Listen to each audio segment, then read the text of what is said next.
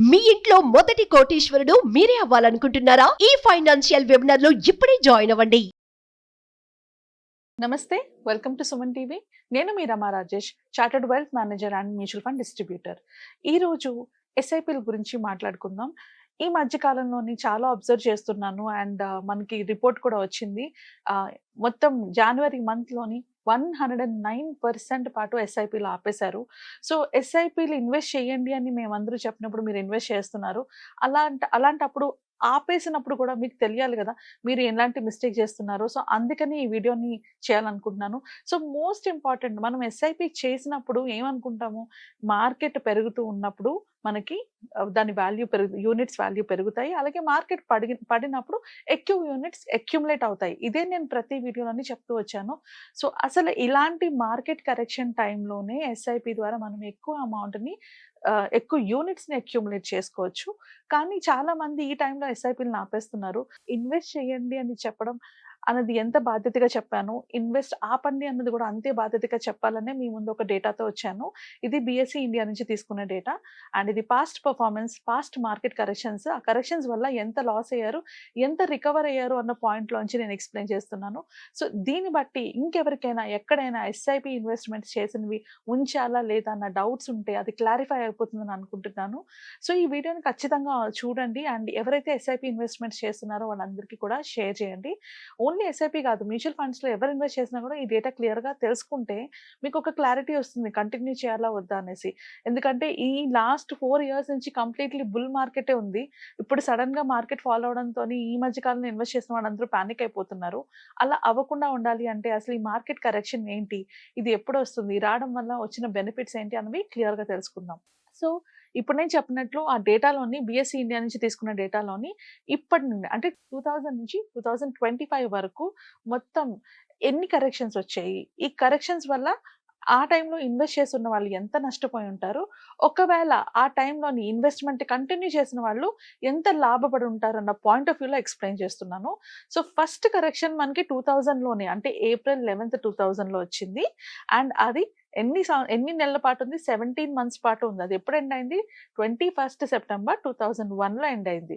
So అప్పుడు Sensex price 55,542 అయితే అది పడిపోయినప్పుడు దాని వాల్యూ 2,600, అంటే ఆల్మోస్ట్ 53% లాస్లోకి వెళ్ళిపోయింది. 53% కరెక్షన్ అయింది. సో 53% కరెక్షన్ అయినప్పుడు ఆ పర్టికులర్ పీరియడ్లోని ఇన్వెస్ట్ చేసిన వాళ్ళందరూ 17 నెలల పాటు నష్టాన్ని చూస్తూనే ఉన్నారు.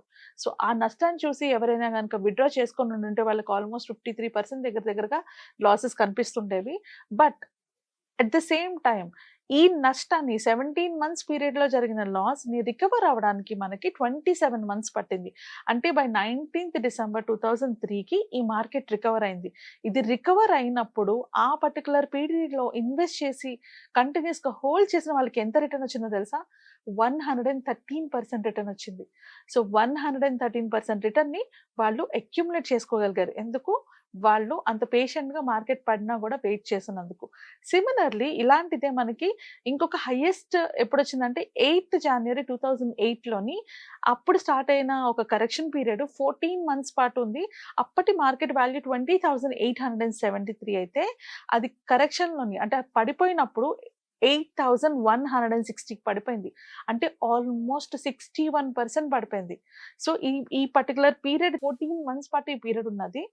సో 61% వరకు ఇది పడిపోయింది అండ్ రికవర్ అవడానికి మనకి 20 months పట్టింది. అండ్ రికవర్ అయ్యాక ఎంత రిటర్న్ వచ్చిందో తెలుసా, ఎవరైతే ఆ టైంలోని ఇన్వెస్టెడ్గా ఉన్న వాళ్ళకి 156% రిటర్న్ వచ్చింది. సో ఎప్పుడైనా కూడా మార్కెట్ కరెక్షన్స్లోని ఇలాంటి ఎవరైతే భయపడకుండా ఇన్వెస్ట్మెంట్ చేసుకుంటూ వెళ్తారో వాళ్ళకి రిటర్న్స్ చాలా ఎక్కువ ఉంటాయి. So most of the time ఇలాంటి వాలటిలిటీ పీరియడ్స్లోని మనలాంటి రీటైల్ ఇన్వెస్టర్స్ మాత్రమే క్విక్ యాక్షన్స్ తీసుకుంటారు. పడిపోతుందేమో అని భయంతో సెల్ చేసేస్తారు. మీరు మీకున్న ఇన్వెస్ట్మెంట్స్ ఏవైనా కూడా సెల్ చేయకుండా హోల్డ్ చేసి ఉంచినా కూడా మీకు రిటర్న్స్ ఎక్కువే ఉంటాయి. బట్ ఆ పీరియడ్లో హోల్డ్ చేయడం అనేసి సెల్ చేయడం వల్లనే ఆ లాసెస్ని మీరు బుక్ చేసుకుంటున్నారు.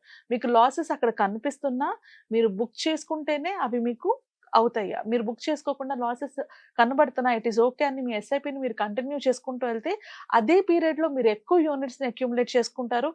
ఎక్కువ యూనిట్స్ అక్యుములేట్ చేసుకోవడం వల్ల తర్వాత పెరిగినప్పుడు, మీ ఎన్ఏవి వాల్యూ పెరిగినప్పుడు మీకు ఒకేసారి ఎక్కువ రిటర్న్స్ కనిపిస్తాయి.